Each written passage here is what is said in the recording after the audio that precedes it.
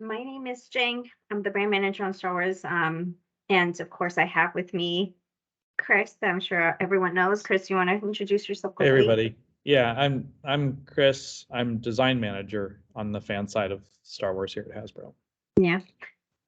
So thank you for joining us. We love having sessions like this just to be able to talk to you about some of the recent reveals. So I appreciate the time, morning, day, night, whatever it is, that we are speaking to you. So I know there's a lot of questions and a lot of people, so we'll dive right in and try to get through as many of them as possible. We'll start today with Eric, Ventures in Collecting. Hey guys. Let's hop right in. So Bad Batch season 2 is out, and so far the only member of the crew that's been announced for the Vintage Collection is Hunter, while the entire team has been available for quite some time with the Black Series. Can you guys discuss some of the factors that go into determining which characters get selected for which scale, and kind of like, why sometimes characters are left out of one scale and included in another? Yeah. So this question has come up a lot in general, and I think for us, it's, and I don't want this to be a bad word, but like we are constantly balancing what we hear from the community and what we hear, as demands. Like there are requests for certain characters in Vintage that we don't get in Black Series. We don't always get, requests to go back and make original figures, or some more, obscure, cool alien or things along those lines. So we definitely have to keep both of those in mind and try to balance like the coolest characters we can out there. So the fan community, and when they have these polls and when they have like these brackets and things along those lines, absolutely help us and help us determine like, how to balance which characters to make for both scales. Thank you. Thank you. All right, moving on, James, Astronomy. Thanks very much. Sorry. We appreciate. Sorry, I said Astronomy. Sorry, James Burns. You're next. There's two James in here. This is like calling on Chris. It's always a risky thing to do. So which James are we talking to? I said Geekstronomy, but if he's not here, is he here? It looks like he's not, so we can go to our other to James Burns. Okay, James Burns. Okay. So we appreciate that Boba Fett is a very popular character, but why so many different repaints over such a short period of time, and why only at specific retailers, making them very difficult for fans all over the world to obtain? Yeah, so Boba Fett, like you said, is a really popular character. And we did like a theme because there were so many characters, variations of Boba that we didn't get to do in the past. As we know, we didn't just want to re-release a Boba. We wanted to do cool versions of him, which we thought the comics were a great way to tap into some of that history and some of that opportunity. And so we did that with Target because we haven't had them in the past. And in terms of like, the specific retailer, we love our partnerships with our retailer. We're continuously working with them to make sure that fans can get the figures that they want and have proper availability. So if there's any issues, like definitely raise to us and let us know. But we're constantly working through with them to make sure that you guys can get the figures that are so highly demanded. Cool. All right, Rebel Scum, Bobby. Good morning and hello there, fellow Star Wars fans. All right, this is going to kind of piggyback off of the first question a little bit. Is there a difference in the process when you have a Black Series figure that when you release in the Vintage Collection? So releasing similar characters in both lines. Is that something you can easily just scale down in modeling software? Or do you have more design work when you're going from a character you've released in Black Series, for example, we'll just use Hunter as an example, since that was the one that was previously brought up, to releasing him in the Vintage Collection? Do y'all just shrink him down, or is there just a lot more tooling involved? Do you just start back over from the ground up? It's when we have the advantage of having done him in a different scale, we do start with shrinking him down, but it's not, that's not the end of it by any means. It's still a full sculpt development cycle for him, because you still have to go back in, and all the joints in TVC are different than they are in Black Series, and you have to check wall thicknesses of parts to make sure things aren't getting too sharp or too thin. So, and all the little concerns, even stuff about, I mean, we've talked briefly in the past about how wall thicknesses and thicknesses of plastic parts, like it shrinks differently. So you have to take all that sort of stuff into consideration when you're doing the sculpt for those different sizes. So while yes, we do get what seems like a shortcut to a TVC version of a Black Series figure, it's more about getting really good reference to start with than it is about getting a free sculpt. Because we are having to go back in and rebuild all that. It's a great question, though. And it's always fun to like talk about the differences between the two scales. All right, moving on. Dan, Star Wars collector. Good morning. Good morning. Now that Black Series plastic-free packaging has been showing up at retailers, a lot of our readers have voiced issues and concerns. First up, some people are getting scammed at local retailers because someone has purchased a new figure, then stole or swapped it out with something else, and then returned it back to the store. And then the readers end up buying that figure and they have no idea what's inside the box until they get home. Or if they don't even open the packaging, they're stuck with whatever's inside of it. Because because of this issue, some Black Series collectors are swearing off, saying they're not going to buy the product anymore. Do you guys have any concerns about that? Is there any chance of you guys changing back to clear windows? Yeah, I mean, first off, like, thank you for, sharing the feedback from the community and things like that. So, we always appreciate hearing that, for sure. And I think first and foremost, if there are issues from the community, like swapped heads or things along those lines, like, please reach out to our customer care team. That's what we're here for. We track it. We try to fix it. We do our best to their customer care. Like, we do our best to try to be as helpful as possible. So if there's any instance of that, please do reach out to us. We definitely want to hear and appreciate that feedback. So that's for one. And, in terms of like the new packaging, it's something that we've heard. It's a balance we've heard on both sides in terms of like the post out renders on the front of packaging being really cool, but we'll always and constantly, as we do in Hasbro with everything that we do, just always keep an eye out and listen to just listen to the community. And overall, I think, we'll continue to keep an eye out. Yeah, and fan feedback and stuff from your guys' sites, like, that's critical to that. So keep it up, and we're listening. Yeah, but reach out to customer care for sure. If there's any issues like that, like, we definitely want to hear from you. Thank you. All right, Steve, the Force Guide. I think yes. Welcome. Yes, thank you. And in the reveal video for the ATST and Chewbacca set, you mentioned that you've tightened some of the joints in the ATST to fix some of the looseness issues, and that it should now stand nice and firm. That's great. Can you give some more detail on what exactly did you fix? Did you change any of the tooling, change materials in the knee, or did you just tighten the screws? We adjusted some of the tooling and adjusted some of the material stiffness a little bit. So yeah, it does stand much better. And the joints are much tighter. I mentioned this in a previous session where, for me, the Raider version of the ATST, when I got it out, it was frustrating to try and pose and stand. This version it's still an ATST. It still has a lot of joints in those legs, so it's always going to be a little finicky to get them in just the right pose for what you want. But it will hold poses much better now.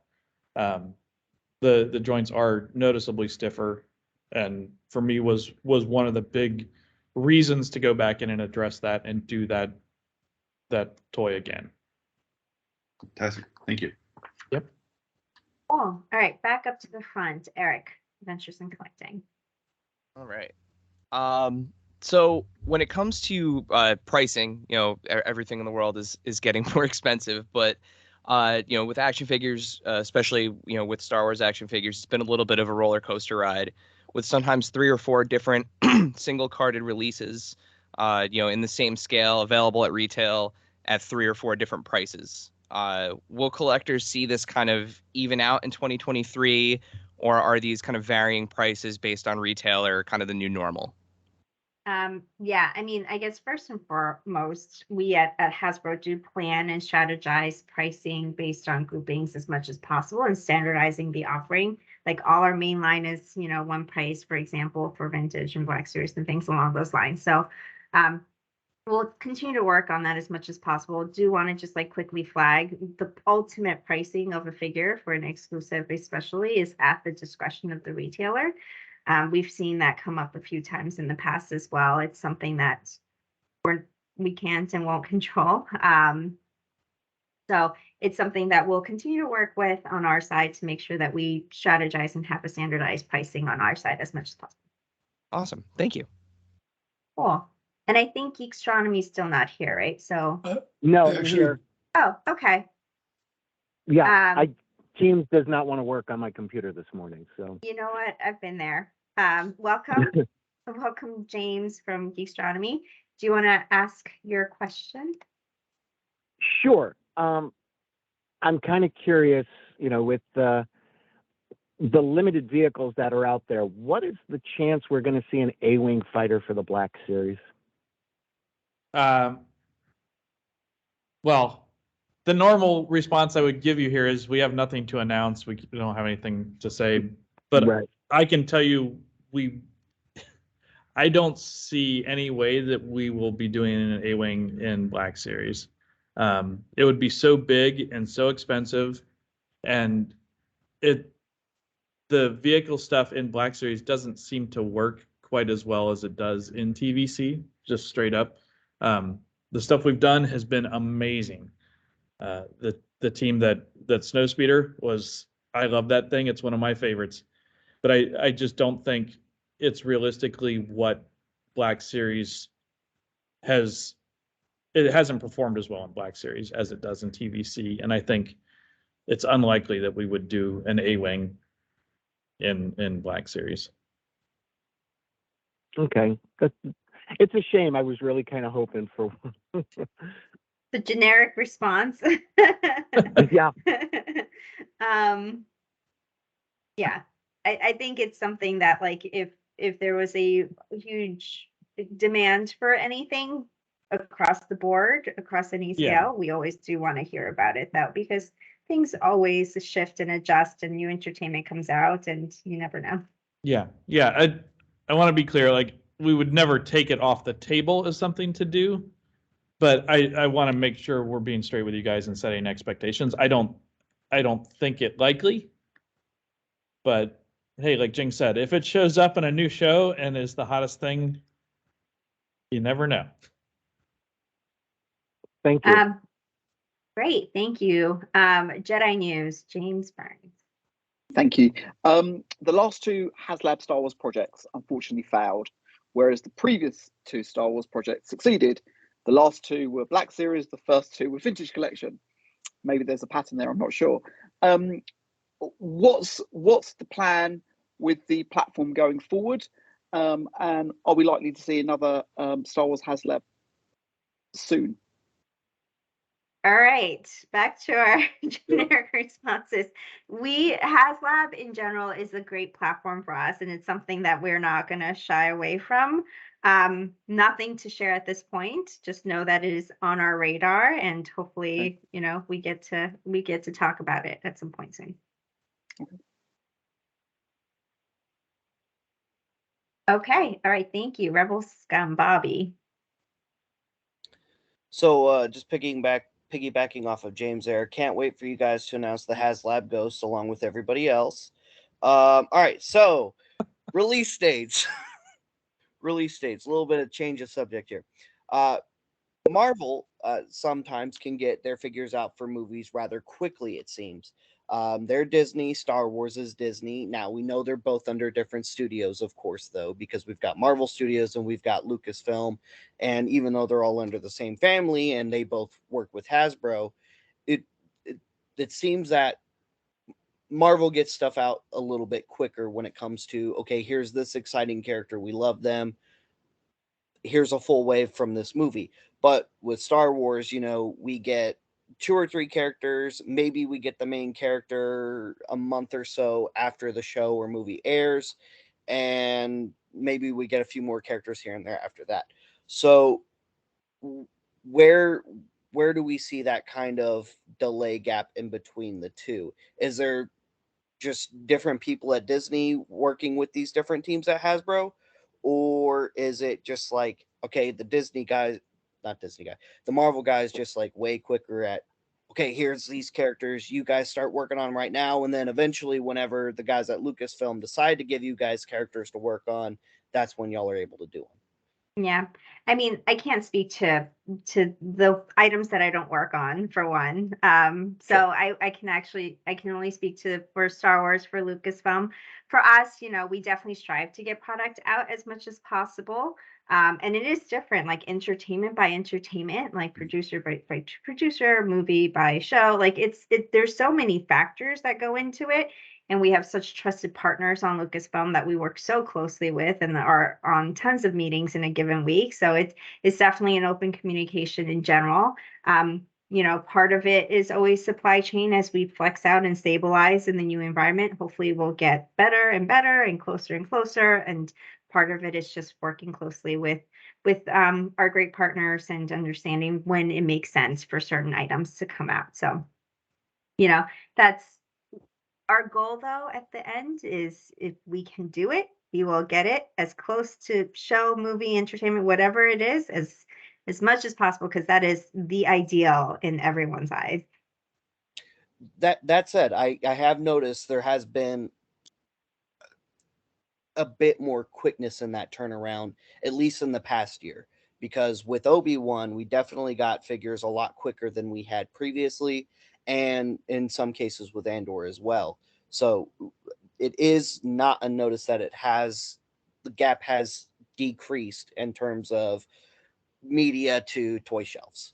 Yeah. Well, and Thank you. some of that's about how the shows are produced. I mean, because production timelines now to actually make a show, you can make a show quicker than we can make toys for it.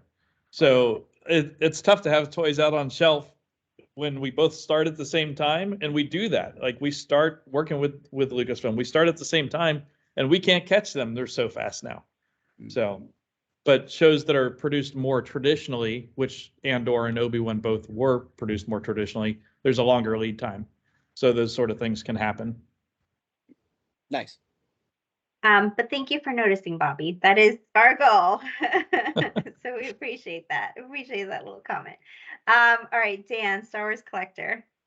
In regards to the vintage collection ATST, which Chewbacca said, we've seen this ATST 3 or 4 times previously at a much lower price. We understand that you went back and fixed the vehicle joints, which allows it to stand better. But why not give us a new carded Chewbacca figure, or maybe a new Ewok? A lot of people are finding the $89.99 price point a bit hard to swallow. Well, the adjustments to that to help it didn't hurt the price at all on that. That was all stuff just to tune and improve the joints and make it a more pleasurable experience to work with that toy.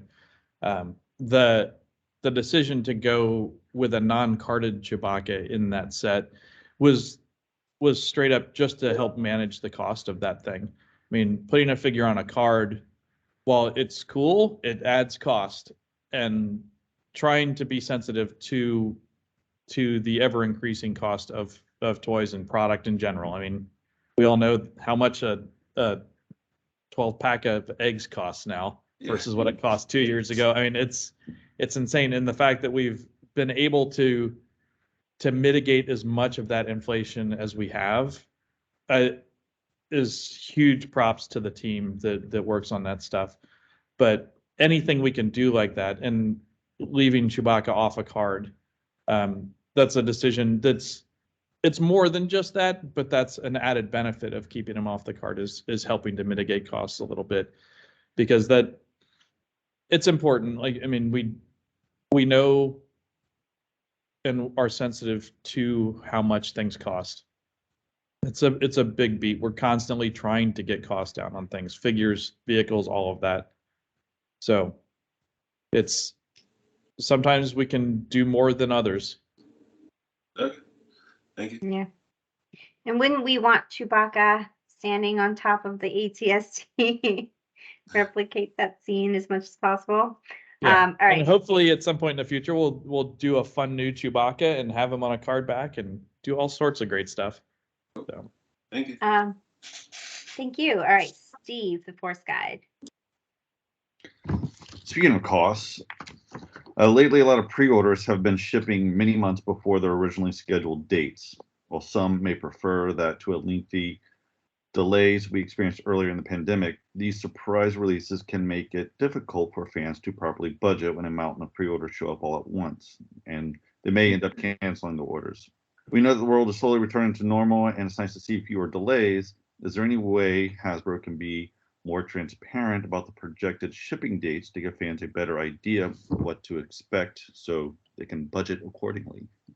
Yeah, so I guess like we kind of touched upon this, but hopefully we are getting to a new normal, knock on wood, and things are stabilizing a little bit more. So the upfront communication in general should ideally be better and better moving forward.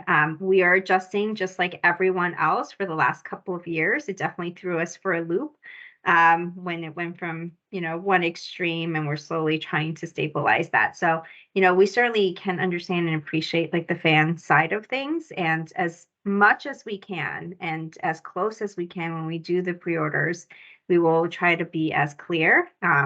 And if there are massive updates that we are somehow able to share, we definitely have our PR team to share that as well. So no, appreciate the feedback, but hopefully, like you said, it's going the other way and we'll stabilize, and knock on wood, we'll be in a better place.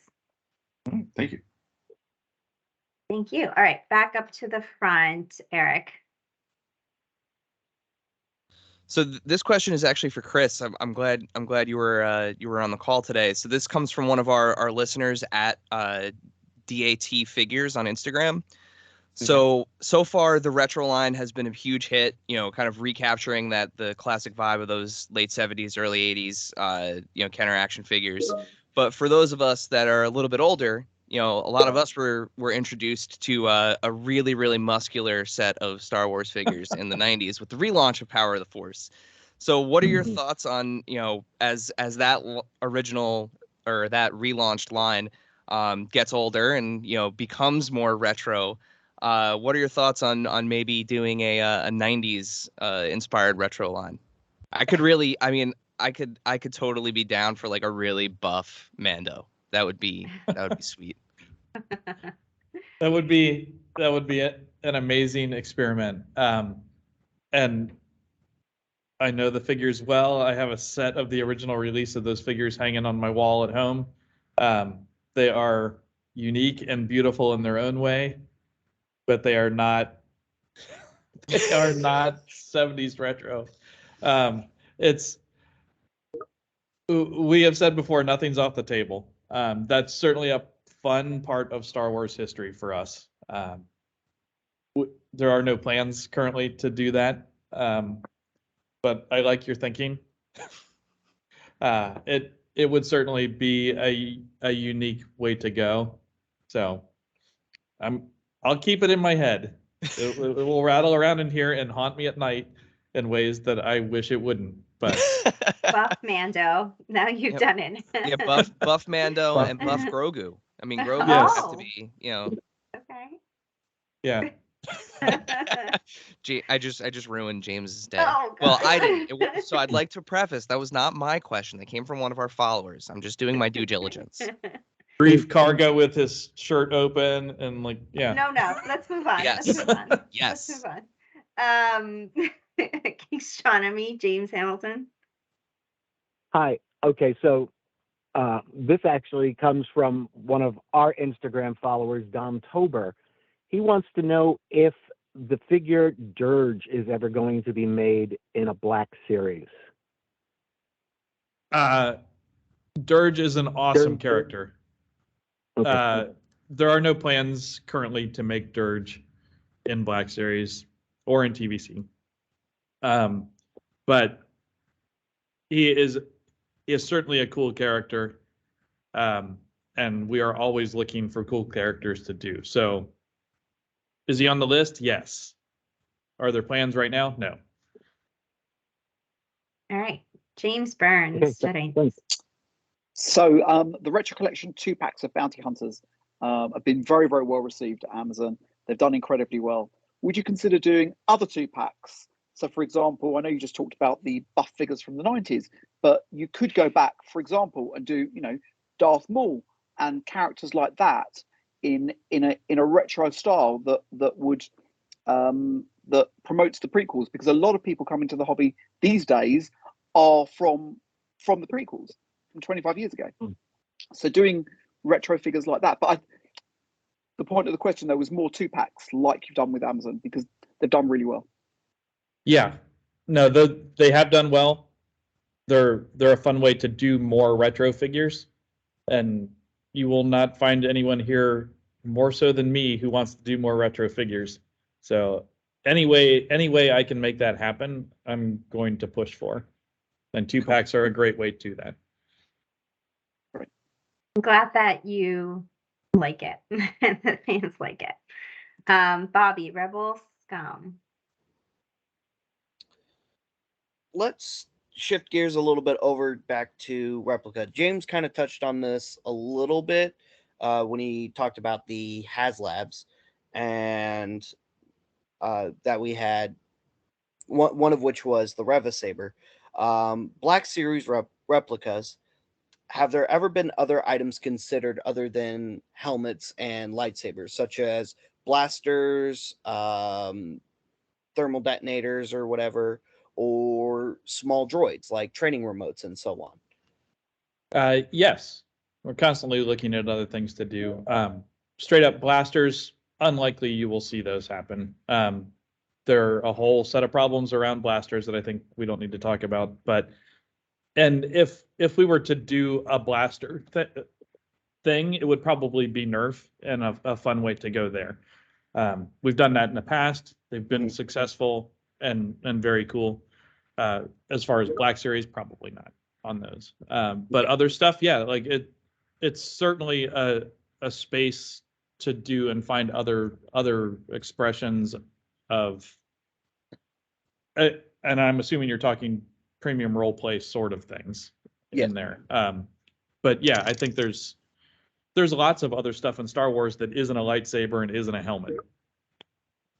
So yeah, we're looking constantly at ways to expand into that stuff. Yeah. Maybe even like, oh, go ahead. No, go ahead. What were you going to say? I was going to say, maybe even like, as it might sound silly, but I'm totally serious about this. Maybe even like a Star Wars tool set, like how Tech has his tool belt in the Bad Batch. I mean, you want us to make a Hydro Spanner? Yeah, a Hydro Spanner would be so cool. Oh my gosh. Yeah, so we have a lot of creative folks, obviously, on the Hasbro side, and innovation is a big piece of it, but I love ideas like that. Like that's actually kind of cool. So keep them coming. Thank you. All right, Dan from StarWarsCollector.com. Do you guys know what's going on with Walmart and their Star Wars exclusives? They've been taking pre-orders for them like months in advance. Then when the release dates roll around, they're sending out massive amounts of cancellation emails to customers saying, sorry, we had to cancel it because the manufacturer doesn't have the product for us to send you, or for them to send to us to send to you. This has happened multiple times in 2022. And these exclusives rarely show up at local retail stores as well. And the last part of the question was, we know that you guys offered some of the Walmart exclusives to some fan channels to sell, like Entertainment Earth and etc. Is there any possibility to let all of Walmart's exclusives go to fan channels? Because the customers aren't receiving the product from Walmart, and when they do, they're mostly damaged because they're not packing them well, and they're sending them the envelopes and everything else. And it's a great change of pace when we're receiving them from Entertainment Earth mint in box, because they're actually taking care of shipping them and stuff. Yeah, I mean, Entertainment Earth, they do a great job. I guess first off, so sorry for the frustration and from the community for the frustration. Like, obviously we can understand how that isn't the ideal situation. We know that Walmart understands how important collectors are, like these figures are to collectors, and we're constantly talking and working with them in terms of getting, making sure there's limited cancellations. Our understanding was that it was very limited, but there were some cancellations, and hopefully they'll try to limit that even more going forward. And we're just always working closely with their retailer. And, on the other flip side, like just to show how much they do understand, they have shared with us as well that they're looking into steps to protect the packaging more starting later in 2023. So it's something that is great news to have. Yeah, so starting more towards like the middle of 2023, but they're making the steps and we're having those conversations, and it's absolutely great to understand from both sides how that's going to impact the collector community in the future, because we know how important those packages are, and so do they. As far as offering them to other fan channels, do you guys just pick and choose? Or Yes. So I will say, and sorry for missing that part of your Oh, no question. worries. So I would say we give retailer exclusives their exclusives, and if they choose to share it, then that is at their discretion to share it. So it's not up to us to share it to more broadly than that. All right, thank you. Cool. All right, thank you. Steve, the Force Guide. Recent all-new vintage collection figures have barbell hips that offer a great range of motion and really elevate the posing experience. Of course, they also make older figures inferior by comparison, even otherwise great figures that have just got rocker ankles, such as the Dandies and the Stormtrooper. How easy or difficult is it to add the style of hips to existing figures so that more of them can meet this new modern articulation standard? Well, it's something we look to do as we do new figures, but I hesitate to say that it is a standard, because those are dangerous words to throw around in TVC, because it's such an expansive line to say that there's a standard for TVC. If we were to say, okay, this is the standard, that kind of implies that we're going to go back and recreate every figure that we've done in TVC to bring it up to that standard. And that's not something that's likely to happen. As we get a chance to give figures that kind of articulation, and agreed, like it's great. So we want to put that in there, but it's not realistic to go back and add that to every figure. Where we can, we will make that adjustment, update those figures, but it's likely to be part of a more substantial update to a figure, because it does take tooling to do that. I mean, it's I would say at least three sets of steel molds to do that for any one figure, because you've got to do the pelvis, the barbells, and the hip parts. You've got to do all that at least to make that work. So, and we don't want to spend that money to update figures that are already cool and take away from the budget to do more new figures. So, I mean, we say balance a lot. It's part of how many plates can we spin at the same time. Like that's part of that adventure. So yeah, agreed that like those sort of advancements and new additions and innovations in articulation are critical to things. But this is just a personal preference. I don't like using the word standard for it, because of the implication that sets a precedent and says this is what we're going to do. And I think there are smart ways to activate on that and to take advantage of that allow us to do more for everybody. Understood. Confusing enough? No, I get it. Thank you. Cool. All right, so we are out of time. In my quick last minute pivot, I did want to quickly plug in the Indiana Jones live stream that is going live tomorrow. Chris will be on that. Obviously, he works on Indy as well as Patrick and Eric. So just if you guys are interested, and I know that there's overlap between Star Wars and Indies, please tune in and see. Yeah, please tune in and see that there's some great reveals coming. I know that there are some great items coming. So yeah, hope to see you guys there. And also, thank you for joining us. I know this takes time out of your day to do so, and we appreciate talking to you and hearing from the community and from your followers as well. So yeah, thank you. And I'm sure we'll talk to you soon. Thank you, guys. Thank you. Thank you. Thanks, everyone. See you soon. Thank you.